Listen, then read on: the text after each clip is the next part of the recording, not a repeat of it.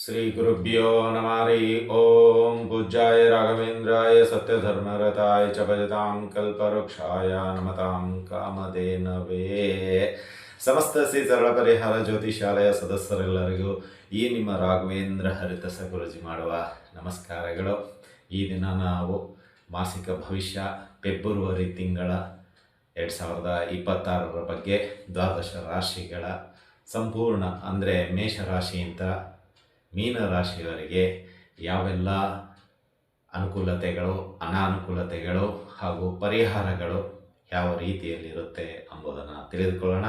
ಅದಕ್ಕಿಂತ ಮುಂಚಿತವಾಗಿ ಈ ಒಂದು ಫೆಬ್ರವರಿ ತಿಂಗಳಲ್ಲಿ ಬರ್ತಕ್ಕಂತಹ ಒಂದಿಷ್ಟು ಪ್ರಮುಖ ದಿನಗಳಾಗಿರ್ಬೋದು ಮತ್ತು ವಿಶೇಷ ಮತ್ತು ಗ್ರಹಗಳ ಸಂಚಾರ ಯಾವೆಲ್ಲ ರೀತಿ ನಡೀತಾ ಇದೆ ಅದೆಲ್ಲವನ್ನು ವಿವರಣೆಯೊಂದಿಗೆ ನೋಡಿಕೊಳ್ಳೋಣ ಬನ್ನಿ. ಅದಕ್ಕಿಂತ ಮುಂಚಿತವಾಗಿ ಈ ನಮ್ಮ SSP ಜ್ಯೋತಿಷಾಲಯ ಸಬ್ಸ್ಕ್ರೈಬನ್ನು ಮಾಡಿಕೊಳ್ಳಿ. ಇನ್ನೂ ಹೆಚ್ಚಿನ ಆಧ್ಯಾತ್ಮಿಕ ವಿಷಯಗಳು ಮುಂದಿನ ದಿನಗಳಲ್ಲಿ ತಿಳಿಸಲಾಗುತ್ತೆ ಮತ್ತು ವಿಶೇಷವಾಗಿ ಮುಂದೆ ಬರತಕ್ಕಂತಹ ಗ್ರಹಣ ಆಗಿರ್ಬೋದು ಮತ್ತು ಈ ತಿಂಗಳಲ್ಲಿ ಇನ್ನೂ ಯಾವುದಾದರೂ ಈ ಒಂದು ಗ್ರಹಗಳ ಒಂದು ಸಮ್ಮಿಲನದಿಂದ ಸಿಗುವಂತಹ ಫಲಗಳನ್ನು ಮುಂದಿನ ದಿನಗಳಲ್ಲಿ ತಿಳಿಸಿಕೊಡುವಂಥದ್ದಾಗುತ್ತೆ ಅಂತ ಹೇಳ್ತಾ ಬನ್ನಿ. ಹಾಗಾದರೆ ಗ್ರಹಗಳ ಸ್ಥಿತಿಗಳು ಮತ್ತು ಈ ಒಂದು ಫೆಬ್ರವರಿ ತಿಂಗಳಲ್ಲಿ ಇರತಕ್ಕಂತಹ ಒಂದಿಷ್ಟು ಪ್ರಮುಖ ಅಂಶಗಳು ಹಾಗೂ ದ್ವಾದಶ ರಾಶಿಗಳ ಭವಿಷ್ಯ ಅದೆಲ್ಲವನ್ನು ವಿವರವಾಗಿ ತಿಳಿದುಕೊಳ್ಳೋಣ ಬನ್ನಿ. ಇಲ್ಲಿ ಮೊದಲನೇದಾಗಿ ಈ ಒಂದು ಮಾಸಿಕ ಭವಿಷ್ಯ 2026 ಫೆಬ್ರವರಿ ತಿಂಗಳಲ್ಲಿ ಬರ್ತಕ್ಕಂಥದ್ದು ಫೆಬ್ರವರಿ 1 ಅಂದರೆ ಭಾನುವಾರ ಇದೆ. ಸೊ ತುಂಬ ವಿಶೇಷವಾಗಿ ಕೂಡಿಕೊಂಡಿರುತ್ತೆ. ಸೊ ಈ ದಿನ ನೋಡೋದಾದರೆ ಶನಿ ಮೀನರಾಶಿಯಲ್ಲಿದ್ದಾರೆ, ರಾಹು ಕುಂಭರಾಶಿಯಲ್ಲಿದ್ದಾರೆ. ಈ 4 ಗ್ರಹಗಳು ಅಂದರೆ ನಿಮಗೆ ಶುಕ್ರ, ರವಿ, ಕುಜ, ಬುಧ ಒಟ್ಟಿಗೆ ಇದ್ದಾರೆ.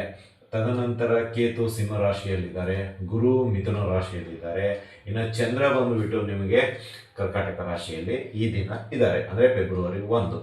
ಇನ್ನು ಅದರ ನಂತರ ಏನಾಗುತ್ತೆ ಅಂದರೆ ಫೆಬ್ರವರಿ 14ನೇ ತಾರೀಕು ಈ ಒಂದು ರಾಹು, ಬುಧ, ಶುಕ್ರ, ರವಿ ಅಂದರೆ ನಿಮಗೆ ರವಿ, ಬುಧ, ಶುಕ್ರ, ಈ ಕುಜ ಒಂದು ಬಿಟ್ಟು ಈ 3 ಗ್ರಹಗಳು ನಿಮಗೆ ಫೆಬ್ರವರಿ 14ನೇ ತಾರೀಕು ಅಂದರೆ ಇಲ್ಲಿ ಅಂದರೆ ಇಲ್ಲಿಗೆ ಶಿಫ್ಟ್ ಆಗಿಬಿಡ್ತಾರೆ. ಅಂದರೆ ಇಲ್ಲಿ 4 ಗ್ರಹಗಳು ಚತುರ್ಥಿ ಗ್ರಹ ಯೋಗ ಕೂಡಿ ಬರುವಂಥದ್ದಿದೆ. ಸೊ ಅದು ಮುಂದಿನ ದಿನಗಳಲ್ಲಿ ತಿಳಿಸ್ಕೊಡಲಾಗುತ್ತೆ.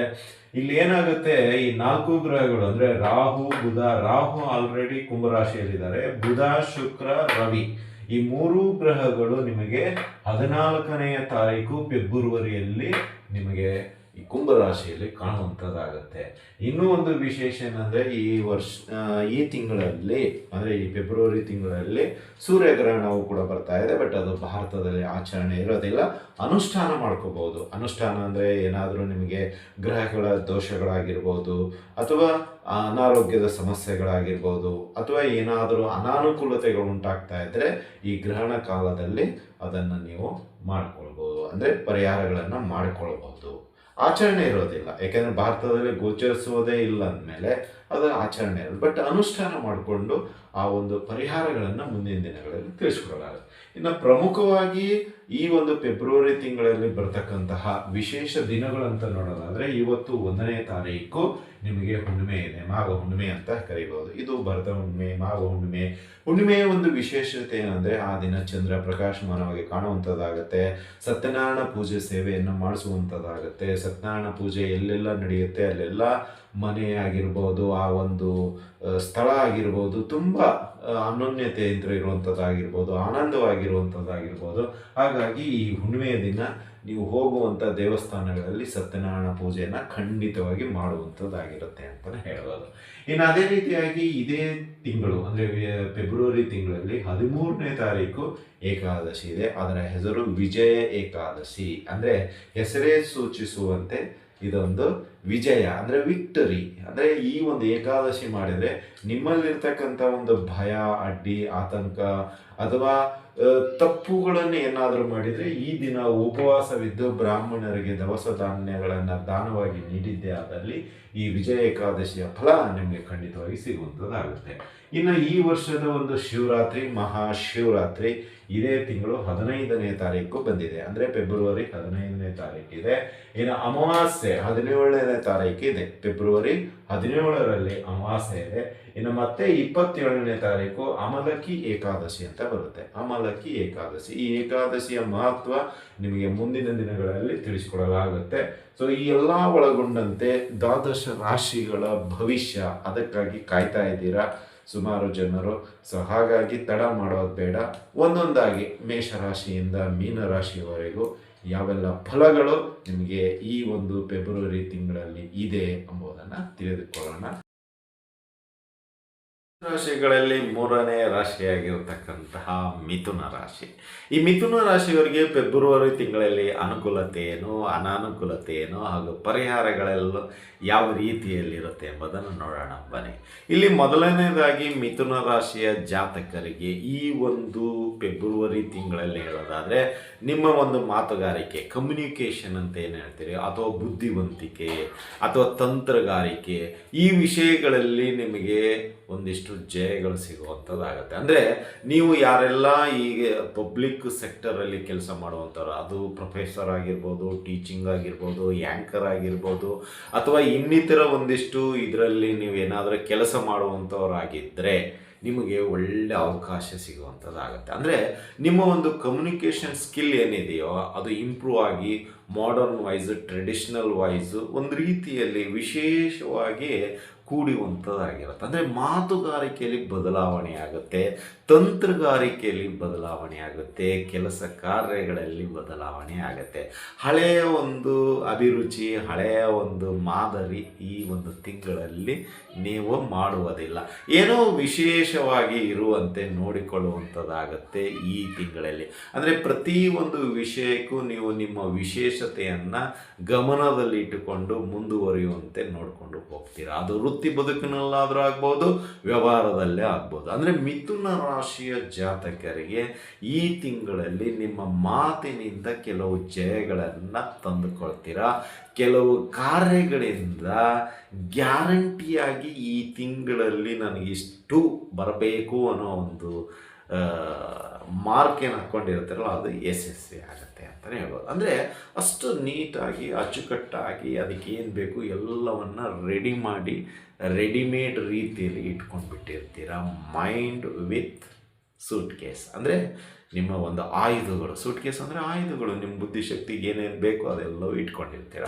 ಅಂದರೆ ಅಷ್ಟು ಮಿಥುನ ರಾಶಿಯವರು ಈ ಒಂದು ಫೆಬ್ರವರಿ ತಿಂಗಳಲ್ಲಿ ಅಡ್ವಾನ್ಸ್ ಆಗಿರ್ತಾರೆ ಅಂತಲೇ ಹೇಳ್ಬೋದು. ಸಿಂಪಲ್ ಆ್ಯಂಡ್ ಲಾಜಿಕ್ ಪ್ರಕಾರ ಹೇಳೋದಾದರೆ ಮಿಥುನ ರಾಶಿಯ ಜಾತಕರು ಫೆಬ್ರವರಿಯಲ್ಲಿ ಈ AI ರೀತಿಯಲ್ಲಿ ಅಡ್ವಾನ್ಸ್ ಆಗಿ ಥಿಂಕ್ ಮಾಡುವಂಥವ್ರಾಗ್ತಾರೆ ಅಂತಲೇ ಹೇಳ್ಬೋದು. ಅಂದರೆ ಯಾರು ಏನು ಕೇಳ್ತಾರೋ ಅವರಿಗೆ ಕ್ಷಣಾರ್ಧದಲ್ಲಿ ಉತ್ತರ ಕೊಡುವಂಥದ್ದಾಗುತ್ತೆ ಮಿಥುನ ರಾಶಿಯ ಜಾತಕರಿಗೆ. ಅಂದರೆ ಇಲ್ಲಿ ಡೌಟುಗಳನ್ನು ಕ್ಷಣಾರ್ಧದಲ್ಲಿ ಪರಿಹಾರ ಮಾಡುವಂಥವ್ರು ಆಗ್ತಾರೆ. ಅದು ಕೌಟುಂಬಿಕವಾಗಿರಲಿ, ರಾಜಕೀಯವಾಗಿರಲಿ, ಅಥವಾ ಧಾರ್ಮಿಕವಾಗಿರಲಿ, ನಿಮ್ಮ ವೈಯಕ್ತಿಕ ಬದುಕಿನಲ್ಲಾಗಿರಲಿ, ಇಲ್ಲಿ ಯಾರು ಏನು ಬೇಕೋ ಅವರಿಗೆ ಸರಿಯಾದ ಪ್ರಮಾಣದಲ್ಲಿ ಸರಿಯಾಗಿ ಉತ್ತರ ಕೊಡುವಂಥದ್ದು ಆಗ್ತೀರ. ಅಂದರೆ ಮಾತಿನಲ್ಲಿ ಸೋಲಿಲ್ಲ, ಕಾರ್ಯದಲ್ಲಿ ಸೋಲಿಲ್ಲ ಈ ತಿಂಗಳು, ಅಷ್ಟು ವಿಶೇಷವಾಗಿ ಹೇಳ್ಬೋದು. ಅಂದರೆ ನೀವು ಮಾಡುವಂಥ ವ್ಯಾಪಾರದಲ್ಲೂ ಒಳ್ಳೆಯ ಲಾಭ ಇದೆ, ವೃತ್ತಿಯಲ್ಲೂ ಒಳ್ಳೆಯ ಲಾಭ ಇದೆ ಅಂತಲೇ ಹೇಳ್ಬೋದು. ಇನ್ನು ನಿಮಗೆ ಈ ಒಂದು ತಿಂಗಳಲ್ಲಿ ಆರ್ಥಿಕವಾಗಿ ಹೇಳೋದಾದರೆ ಒಂದಿಷ್ಟು ದುಡ್ಡು ತುಂಬ ಬರುವಂಥದ್ದಾಗತ್ತೆ, ವಿಶೇಷವಾಗಿ ಬರುವಂಥದ್ದಾಗುತ್ತೆ, ಗೌರವಪೂರ್ವಕವಾಗಿ ಬರುವಂಥದ್ದಾಗತ್ತೆ. ಇನ್ನು ಏನು ಈ ಅವಾರ್ಡ್ಗಳು ಅಂತೀವೋ, ಅಥವಾ ಸರ್ಕಾರದಿಂದ ಆಗಿರ್ಬೋದು, ಸಂಘ ಸಂಸ್ಥೆಗಳಿಂದ ಆಗಿರ್ಬೋದು, ಅಥವಾ ನಿಮಗೆ ಎಲ್ಲೋ ಒಂದು ಯಾವುದೋ ಕೆಲಸ ಮಾಡಿಕೊಟ್ಟಿರ್ತೀರ ಅವರು ಖುಷಿಯಿಂದ ಕೊಡುವಂಥದ್ದಾಗಿರ್ಬೋದು, ಇಂಥವುಗಳು ಜಾಸ್ತಿ ಬರುವಂಥದ್ದಾಗತ್ತೆ ಈ ಒಂದು ಫೆಬ್ರವರಿ ತಿಂಗಳಲ್ಲಿ. ಅಂದರೆ ನಿಮ್ಗೆ ಎಕ್ಸ್ಪೆಕ್ಟ್ ಇರಲ್ಲ, ಈ ವ್ಯಕ್ತಿಯಿಂದ ಇಷ್ಟೆಲ್ಲ ಬರ್ಬೋದು, ನಾನು ಈ ಕೆಲಸ ಮಾಡಿಕೊಟ್ಟಿದ್ದೀನಿ ಅನ್ನೋ ಒಂದು ಕಾನ್ಸೆಪ್ಟು ನಿಮಗಿರಲ್ಲ. ಬಟ್ ಅವರಾಗೆ ತಂದು ಕೊಟ್ಟಾಗ ತುಂಬ ಖುಷಿ ಇರುತ್ತೆ. ಅಂದರೆ ನೀವು ಎಕ್ಸ್ಪೆಕ್ಟ್ ಇಲ್ಲದೆ ಕೆಲವೊಂದಿಷ್ಟು ಆದಾಯ ಈ ತಿಂಗಳು ನಿಮ್ಮ ಕೈಯಲ್ಲಿ ಸೇರುವಂಥದ್ದಾಗತ್ತೆ. ಅಂದರೆ ನಿಮಗೆ ಅದು ಬರೋದಿಲ್ಲ ಅಂತಲೇ ತಿಳ್ಕೊಂಡಿರ್ತೀರ, ಅಥವಾ ನನಗದು ನಾಟ್ ಅಪ್ಲಿಕೇಬಲ್ ಅಂತಲೇ ತಿಳ್ಕೊಂಡಿರ್ತೀರ. ಬಟ್ ಆದಾಯದ ವಿಷಯಕ್ಕೆ ಬರೋದಾದರೆ ಅನ್ಎಕ್ಸ್ಪೆಕ್ಟೆಡ್ ಆಗಿ ಗೇನಿಂಗ್ ಪಾಯಿಂಟ್ಸ್ ಈ ಒಂದು ಫೆಬ್ರವರಿ ತಿಂಗಳಲ್ಲಿ ಇದೆ ಅಂತಲೇ ಹೇಳ್ಬೋದು. ಬಟ್ ಒಂದು ಬೇಡದ ವಿಷಯ ಅಂತ ಹೇಳಿದರೆ ಅಧಿಕವಾದ ಖರ್ಚುಗಳು. ಅದು ಒಂದು ಮಾತ್ರ ನಿಮಗೆ ಕಂಟ್ರೋಲ್ ಮಾಡಲಿಕ್ಕೆ ಆಗೋದಿಲ್ಲ ಈ ತಿಂಗಳಲ್ಲಿ. ಇನ್ನು ಯಾವಾಗಲೂ ಮಾಡೋದಕ್ಕಾಗಲ್ಲ ಅಂದ್ಕೊಳ್ಳಿ. ಮಿಥುನ ರಾಶಿಯವ್ರಿಗೆ 10 ರೂಪಾಯಿ ಇದ್ದರೆ 15 ರೂಪಾಯಿ ಖರ್ಚು ಮಾಡುವಂಥ ವ್ಯಕ್ತಿತ್ವ ನಿಮ್ಮದು.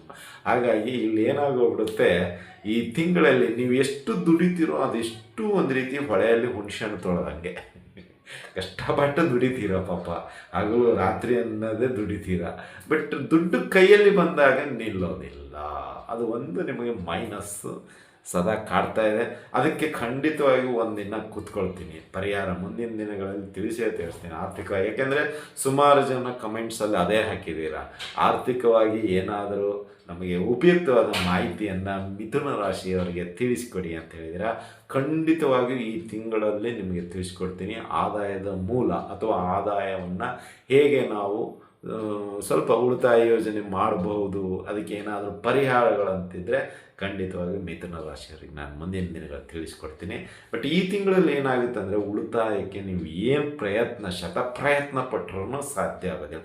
ಯಾವುದೋ ಒಂದು ಬಲವಾದ ಖರ್ಚು ಬಂದೇ ಬಿಡುತ್ತೆ. ಮತ್ತು ಆ ಉಳಿತಾಯ ದುಡ್ಡು ಅಲ್ಲಿಗೆ ಚೆಲ್ಲಬೇಕಾಗತ್ತೆ. ಮತ್ತು ಅದೇ ಯಥಾ ಪ್ರಕಾರ ಮತ್ತು ಅದೇ ವಾಲ್ ಕ್ಲಾಕ್ ಇದ್ದಂಗೆ 1ರಿಂದ 12 ತನಕ ದುಡಿಲೇಬೇಕು. ಇದು ಅಂದರೆ ಇಲ್ಲಿ ಕಷ್ಟವೂ ಇದೆ, ಸುಖವೂ ಇದೆ, ಮಧ್ಯದಲ್ಲಿ ಸ್ವಲ್ಪ ಬೇಜಾರು ಇದೆ. 3 ಸೇರಿದೆ. ಅನ್ಯಥಾ ಭಾವಿಸಬೇಡಿ. ಕಷ್ಟ ಅಂದರೆ ಕಷ್ಟಪಟ್ಟು ದುಡಿಬೇಕು. ಇನ್ನು ಬೇಜಾರು ಅಂತ ಹೇಳಿದರೆ ಅಧಿಕವಾದ ಒಂದಿಷ್ಟು ಖರ್ಚುಗಳು. ಇನ್ನು ಖುಷಿ ವಿಚಾರ ಅಂದರೆ ನಾನಾ ಮೂಲಗಳಿಂದ ಹಣ ಬರ್ತಾ ಇರೋದು. ಅಂದರೆ ಇಲ್ಲಿ ನಿಮಗೆ ಇಲ್ಲಿ ಕಷ್ಟವೂ ಇಲ್ಲ, ಸುಖವೂ ಇಲ್ಲ, ಅಥವಾ ನೆಮ್ಮದಿ ಅನ್ನೋದು ಹಂಗೇನಿಲ್ಲ, ಎಲ್ಲವೂ ಸಿಗ್ತಾ ಇದೆ. ಬಟ್ ಏನಂದರೆ ಸ್ವಲ್ಪ ಪೀರಿಯಡ್ ಲೆಸ್ ಆಗ್ಬೋದು ಅಷ್ಟೇ. ಬಟ್ ತುಂಬ ಆದಾಯದಲ್ಲಿ ಏರಿಕೆ ಇದೆ. ಬಟ್ ಇಳಿತ ಅಂದರೆ ವೈಯಕ್ತಿಕ ಖರ್ಚುಗಳು ನಿಮ್ಮದೇ ವಿಷಯಕ್ಕೂ ಆಗ್ಬೋದು, ಬೇರೆಯವ್ರ ವಿಷಯಕ್ಕೂ ಆಗಿರ್ಬೋದು. ಬಟ್ ಅನಿವಾರ್ಯತೆ ಅಂತೀವಿ, ಆ ಖರ್ಚುಗಳು ಈ ತಿಂಗಳಲ್ಲಿ ಬರುವಂಥದ್ದಾಗುತ್ತೆ. ಇನ್ನು ಆರೋಗ್ಯ ವಿಷಯಕ್ಕೆ ಬರೋದಾದರೆ, ನಿಮಗೆ ಈ ನರಗಳ ಸಂಬಂಧಪಟ್ಟಂತೆ ಅಂದರೆ ಈ ಪ್ರತಿ ವ್ಯಕ್ತಿಯಲ್ಲಿ ಒಂದಿಷ್ಟು ನರಗಳು ಅವು ಪ್ರಾಮುಖ್ಯತೆ ಕೊಡಿ. ಈಗ ಬ್ಯಾಕ್ ಪೇನು, ಅಲ್ಲಿ ಒಂದು ನರ ಏನೋ ಸಿಕ್ಕಾಕೊಂಡಿರುತ್ತೆ. ಶೋಲ್ಡರ್ ಪೇನು, ಒಂಥರ ಪೇನು, ಈ ರೀತಿಯಲ್ಲಿ ಅಂದರೆ ನಿಮಗೆ ಕಾಡುವಂಥದ್ದು ಇಷ್ಟೇ.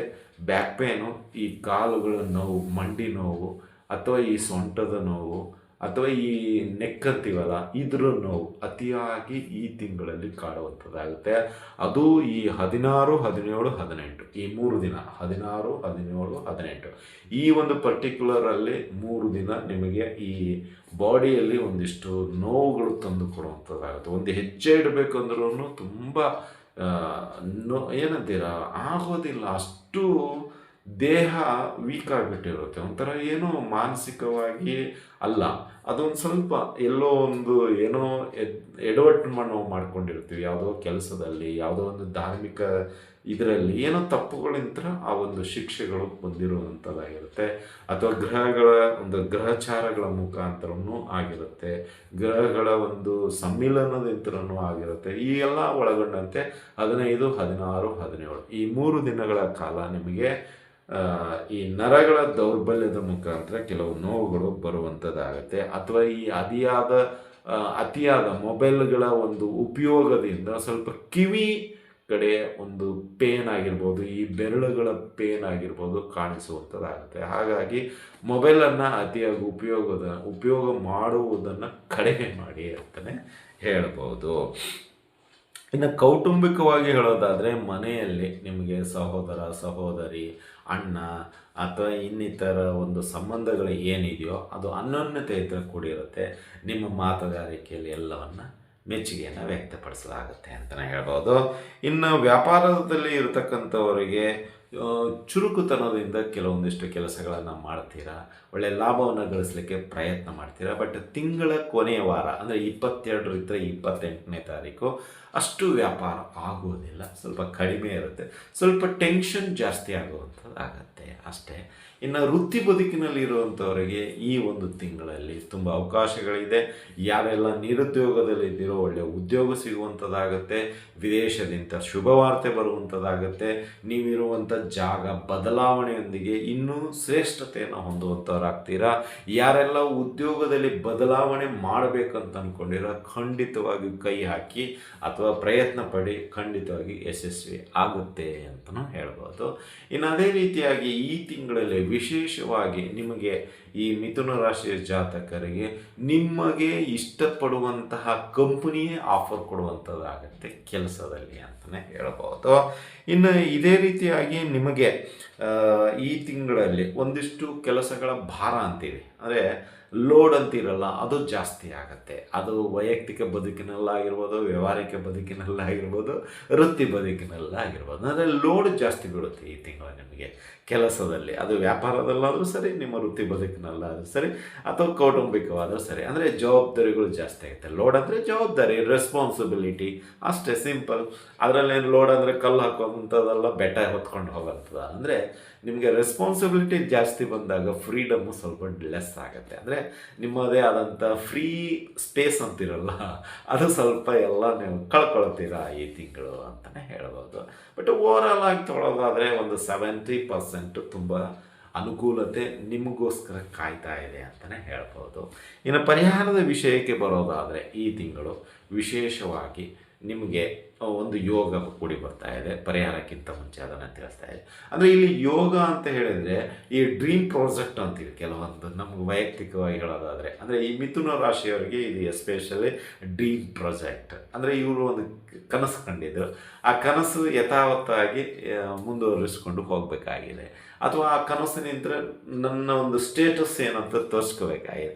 ಹಾಗಾಗಿ ಇಲ್ಲಿ ಏನಾಗುತ್ತಂದರೆ ಮಿಥುನ ರಾಶಿಯ ಜಾತಕರು ಈ ತಿಂಗಳಲ್ಲಿ ಅವರಿಗೆ ಒಂದು ಡ್ರೀಮ್ ಪ್ರಾಜೆಕ್ಟ್ ಏನಿತ್ತು ಅದು ಸಕ್ಸಸ್ ಆಗಿಬಿಡುತ್ತೆ. ಇದಕ್ಕಿದ್ದಂಗೆ ಖುಷಿ ಆಗಿಬಿಡುತ್ತೆ. ಇಷ್ಟು ದಿನ ಕಷ್ಟಪಡ್ತಾ ಇದ್ದರು, ಹಗಲು ರಾತ್ರಿ ಅನ್ನೋದೇ ಅದರ ಬಗ್ಗೆ ಯೋಚನೆ ಮಾಡ್ತಾ ಇದ್ದರು. ಆ ಸಮಸ್ಯೆ ಹೇಗಪ್ಪ ನಾನು ದೂರ ಮಾಡೋದು, ಹಾಗೆ ಹೀಗೆ ಅಂತ ತುಂಬ ಪ್ರಯತ್ನ ಪಡ್ತಾ ಇದ್ದರು. ಬಟ್ ಈಗೇನಾಯಿತು, ಒಬ್ಬ ವ್ಯಕ್ತಿಯಿಂದ ಆ ಎಲ್ಲ ಸಮಸ್ಯೆಗಳ ಕ್ಷಣಾರ್ಧದಲ್ಲೇ ಬಗೆಹರಿಯುವಂಥದ್ದಾಗತ್ತೆ. ಅದು ಒಂದು ಬೋನಸ್ಸು. ಇನ್ನು ಎರಡನೇದು ಯೋಗ ಅಂತ ಕೂಡಿ ಬರುವಂಥದ್ದಾದರೆ ವಾಹನ. ಅಂದರೆ ಅದು ಬೈಕ್ ಆಗಿರ್ಬೋದು, ಕಾರ್ ಆಗಿರ್ಬೋದು, ಸೈಕಲ್ ಆಗಿರ್ಬೋದು, ಅಥವಾ ಇನ್ನಿತರ ನಿಮ್ಮದೇ ಆದಂಥ ಬೆಲೆ ಬಾಳುವ ಎಕ್ಸ್ಚೇಂಜ್ ಆಫರ್ನಲ್ಲಿ ಏನಾದರೂ ತೆಗೆದುಕೊಳ್ಳುವಂಥದ್ದಾಗುತ್ತೆ. ಒಟ್ಟಿನಲ್ಲಿ ಈ ಮನೆಗೆ ಒಂದು ವಾಹನ ಬಂದು ಮಿಥುನ ರಾಶಿಯ ಜಾತಕರ ಜೊತೆ ಕೂಡಿಕೊಳ್ಳುತ್ತೆ ಅಂತಲೇ ಹೇಳೋದು. ಇನ್ನು ಪರಿಹಾರದ ವಿಷಯಕ್ಕೆ ಬರೋದಾದರೆ ಈ ತಿಂಗಳಲ್ಲಿ ಶಿವರಾತ್ರಿ ಇದೆ. ಶಿವರಾತ್ರಿ ದಿನ ಉಪವಾಸ ಮಾಡಿ, ಜಾಗರಣೆ ಮಾಡಿ, ಮತ್ತು ಸಾಧ್ಯವಾದರೆ ಮರುದಿನ ಕ್ಷೀರಾಭಿಷೇಕ ಮಾಡಿಸಿ.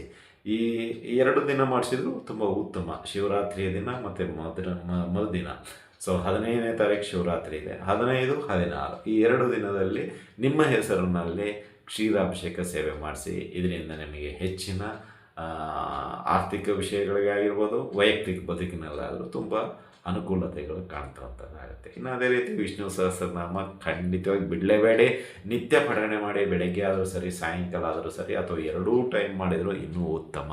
ಇದರಿಂದ ನಿಮ್ಮ ಆರೋಗ್ಯ ಆಗಿರ್ಬೋದು, ಮತ್ತು ನಿಮ್ಮ ಒಂದು ಕೆಲಸಕ್ಕೆ ಸಂಬಂಧಪಟ್ಟಂತೆ ಅಡೆತಡೆಗಳಾಗಿರ್ಬೋದು ದೂರವಾಗುತ್ತೆ ಅಂತಲೇ ಹೇಳೋದು. ಇನ್ನು 3ನೇ ವಿಷಯಕ್ಕೆ ಬರೋದಾದರೆ ದಾನಗಳು ಕೊಡಬೇಕಾದ್ರೆ ಈ ಒಂದು ತಿಂಗಳಲ್ಲಿ ವಿಶೇಷವಾಗಿ ಶಿವರಾತ್ರಿಯ ದಿನ ಮತ್ತು ಈ 2 ಏಕಾದಶಿ, ವಿಜಯ ಏಕಾದಶಿ, ಅಮಲಕಿ ಏಕಾದಶಿ ಅಂತ ಬರುತ್ತೆ. ಈ ಏಕಾದಶಿಯ ದಿನ ನೀವು ಬ್ರಾಹ್ಮಣರಿಗೆ ದವಸ ಧಾನ್ಯಗಳು, ವಸ್ತ್ರ ಮತ್ತು ಹಣ್ಣುಗಳ ಜೊತೆಗೆ ಯಥಾಭಕ್ತಿ ಯಥಾಶಕ್ತಿ ದಕ್ಷಿಣೆಯೊಂದಿಗೆ ಕೊಡಿ. ನಿಮ್ಮ ಹತ್ರ ದುಡ್ಡಿಲ್ವಾ, ಸಾಲ ಮಾಡಿ ಖಂಡಿತವಾಗಿ ಕೊಡಬೇಡಿ. ಯಾವುದೇ ಕಾರಣಕ್ಕೂ ದಾನದ ವಿಷಯಕ್ಕೆ ಬರೋದಾದರೆ ದಯವಿಟ್ಟು ಸಾಲ ಮಾಡಿ ಕೊಡಬೇಡಿ. ಇಲ್ವಾ, ನಿಮ್ಮ ಹತ್ರ ಎಷ್ಟಿದೆಯೋ ಅಷ್ಟನ್ನೇ ಅವರಿಗೆ ತಲುಪಿಸಿ. 10 ರೂಪಾಯಿ ಇದ್ದ ಅಷ್ಟೇ ಸಾಕು. ಆ ಬ್ರಾಹ್ಮಣರಿಗೆ ಕೊಟ್ಟು ನಮಸ್ಕಾರ ಮಾಡಿ. ಆ ಬ್ರಾಹ್ಮಣ ಖಂಡಿತವಾಗಿಯೂ ಸುಖೀ ಭವ ಅಂತಲೇ ಕರೀತಾನೆ. ಆ ಬ್ರಾಹ್ಮಣ ಬೇರೆ ಏನೂ ಹೇಳಲ್ಲ. ಹಾಗಾಗಿ ಯಥಾಭಕ್ತಿ ಯಥಾಶಕ್ತಿ ಈ ಒಂದು ತಿಂಗಳಲ್ಲಿ ಬ್ರಾಹ್ಮಣರಿಗೆ ನೀವೇನು ಕೊಡಬೇಕು ಅನಿಸಿತು ಕೊಡಿ. ಸ್ಥಿತಿವಂತರಿದ್ದರೆ ದವಸ ಧಾನ್ಯ, ವಸ್ತ್ರ, ಹಣ್ಣು, ಅದರ ಜೊತೆಗೆ ಯಥಾಭಕ್ತಿ ಯಥಾಶಕ್ತಿ ದಕ್ಷಿಣೆಯೊಂದಿಗೆ ತಲುಪಿಸಿ. ನಿಮ್ಮ ಅಡೆತಡೆಗಳು, ನಿಮ್ಮ ಒಂದು ಡ್ರೀಮ್ ಪ್ರಾಜೆಕ್ಟ್ ಏನೈತೆ ಅದೆಲ್ಲವೂ ಯಶಸ್ವಿಯಾಗಿ ನಿಭಾಯಿಸುವಂಥದ್ದಾಗತ್ತೆ ಅಂತಲೇ ಹೇಳ್ಬೋದು. ಇದಾಗಿತ್ತು ಮಿಥುನ ರಾಶಿಯ ಜಾತಕರ ಫೆಬ್ರವರಿ ಮಾಸದ ಭವಿಷ್ಯ. ಈ ಭವಿಷ್ಯ ನಿಮಗಿಷ್ಟ ಆದರೆ ಮಾತ್ರ ಶೇರ್ ಮಾಡಿ, ಹಾಗೂ ಈ ಒಂದು ಭವಿಷ್ಯದ ಬಗ್ಗೆ ನಿಮ್ಮ ಅಭಿಪ್ರಾಯ, ಅನಿಸಿಕೆಗಳನ್ನು ಕಮೆಂಟ್ ಬಾಕ್ಸಲ್ಲಿ ಹಾಕಿ ಅಂತ ಹೇಳುತ್ತಾ ಇಲ್ಲಿಗೆ ವಿಷಯ ಮುಗಿಸ್ತಾ ಇದ್ದೀವಿ. ಮತ್ತು ಮುಂದಿನ ವಿಷಯದೊಂದಿಗೆ ಭೇಟಿಯಾಗೋಣ. ಅಲ್ಲಿವರೆಗೆ ಶುಭಮಸ್ತು. ಶುಭಂ ಭಯಾತ್. ಸರ್ವೇ ಜನಃ ಸುಖಿನೋ ಭವಂತು.